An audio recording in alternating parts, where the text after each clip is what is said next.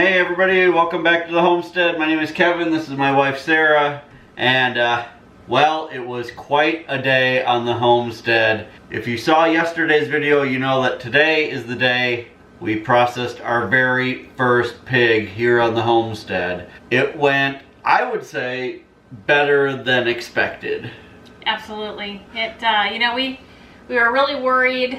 We did a lot of research ahead of time, a lot of planning, a lot of praying, and in the end, we're really happy to announce it went really well.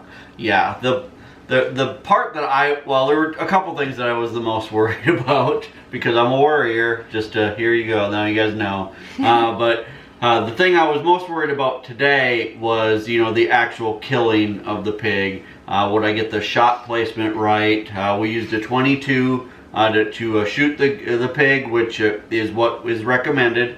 And I was just worried, would I shoot it in the right place, and would it be humane? That was our main concern, and I can tell you that would it die quickly? We had all of these, if this happens, let's do this, and if this happens, let's do that, and because that's just the way we are. Right. Plan for everything. Yeah, and I can tell you it went so smoothly. Yeah. The pig was eating when we shot it, and it had no idea what happened. No. The other two pigs that were there, honestly, just walked away. They didn't even really care. They just walked away, and it was a very smooth process. It was. So it's late. It's already after dark. We just finally got done.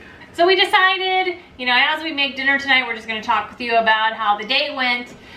Just so you guys know, for dinner tonight we're making a venison stew in the Instant Pot, and then Kevin's going to make actually a beer bread.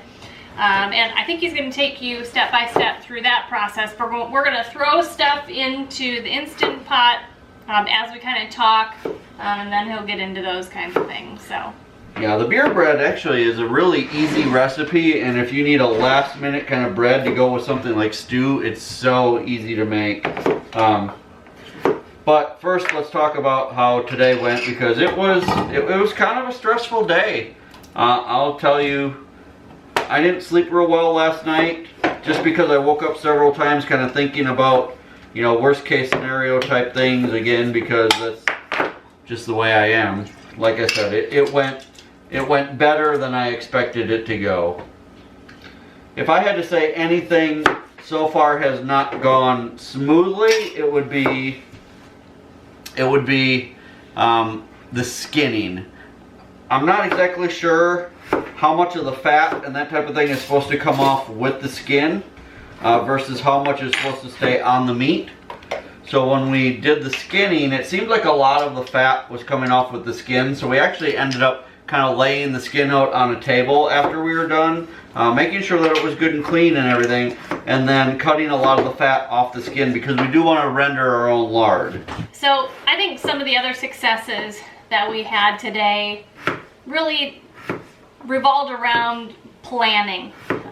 Kevin talked about kind of the dispatch of the animal, and we had planned that, and that went really well.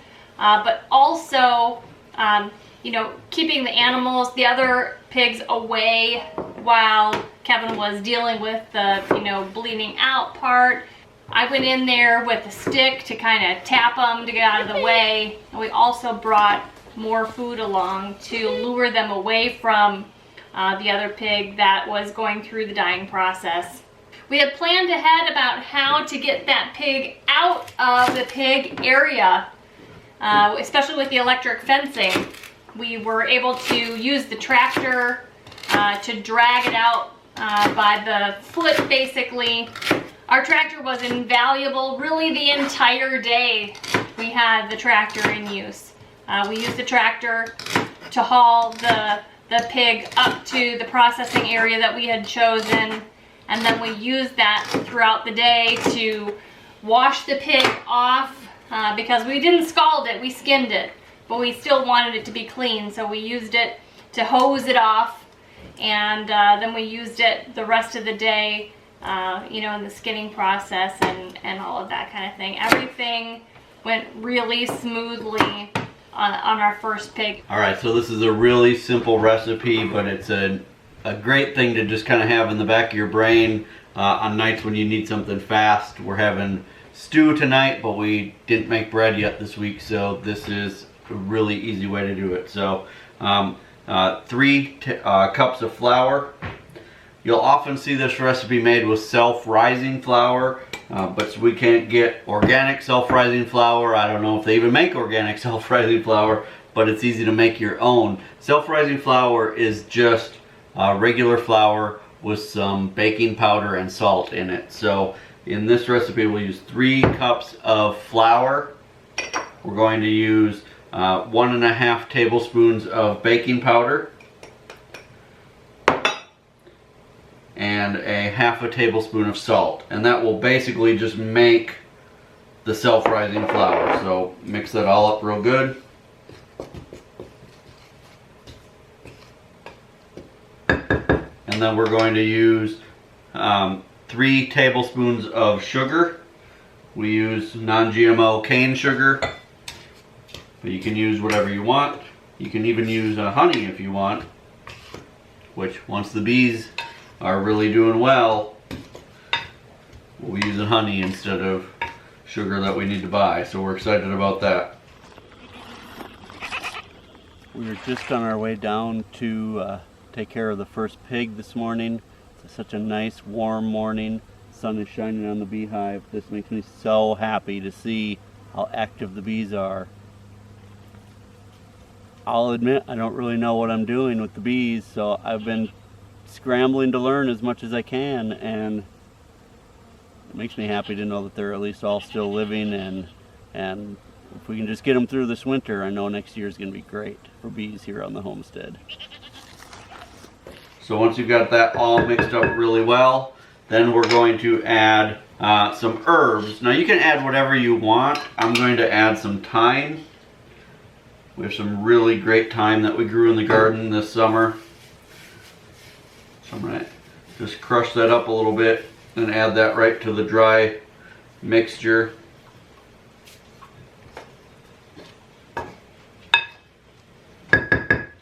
And then the final ingredient is 1 can or 12 ounces of beer. You can use whatever kind of beer you want, and depending on what kind you use, it'll change the flavor of the bread. It'll make a very sticky dough, but just mix it up real good until it is all combined really well. But it won't be a dough that you can really knead like regular bread dough. It's more of a almost a batter, but thicker than a batter, but not like a bread dough. So you can see, once you've got that all combined really well, then we're just going to put that into a greased bread pan.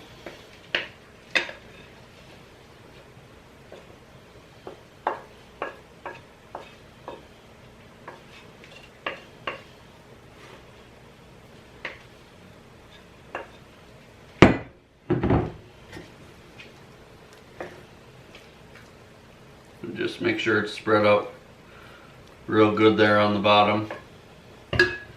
And then that will just go into the oven 375 degrees for 1 hour, which will be about perfect timing with the Instant Pot for the beef stew or venison stew that we're making tonight.